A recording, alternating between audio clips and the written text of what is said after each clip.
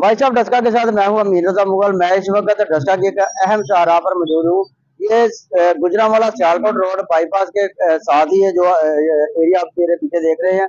ये एक service road है जो पसूर और दीगर देहात से आने वाले लोग जब यहाँ से टर्न लेकर इस टर्न से लेकर सियालकोट की तरफ और शहर की तरफ जाते हैं तो ये जो एरिया है सर्विस रोड का, ये अरसा कई साल से जो है ना वो सीवरेज के पानी की जद में है। और इसकी वजह यह है कि यहाँ पर जो नाला है उसका जो है ना पानी सारा ये यहाँ पर आ रहा है और प्रॉपर उसका जो है ना वो निकासी है, आपका कोई बंदोबस्त नहीं किया गया, जिसकी वजह से कई सालों से यहाँ पर ये सूरत हाल है कि यहाँ पर तालीमी इदारे हैं, स्कूल हैं, कॉलेजेस हैं।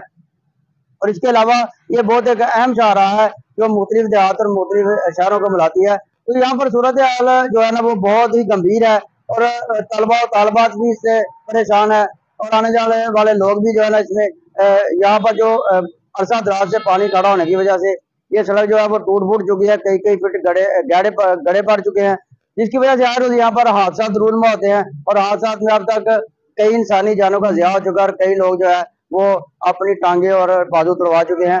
तो और बाबी अख्तियार इस तरह तवज्जो दे।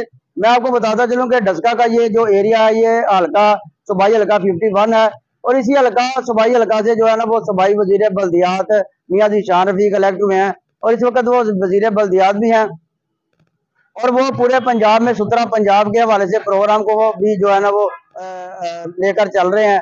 मगर उनके अपने भाई हल्का में सूरत हाल ये है कि ये बहुत ही जो है ना गैर तकलीफ सूरत हाल है। इसी रोड के हवाले से मैं आपको मजीद रोड की तरफ अगर आपको अमली मजारा सुथरा पंजाब का दिखाऊं तो पसूर रोड की तरफ चले जाएं, समड़ा रोड की तरफ चले जाएं, कॉलेज रोड और बैंक रोड की तरफ चले जाएं और डस्का कलां की तरफ चले जाएं तो आपको यही सूरत हाल मिलेगी। इसके अलावा जो स्टेडियम रोड है उसकी भी हालत ऐसी ही है। तो यहाँ पर सूरत हाल की तरफ तवज्जो देने की जरूरत है और नारे लगाने के साथ साथ अमली तौर पर भी इक़दाम करने की जरूरत है ताकि जो डस्का के शहरी हैं वो आसानी से जो है ना अपने मामूलात ज़िंदगी जारी रख सकें। जी।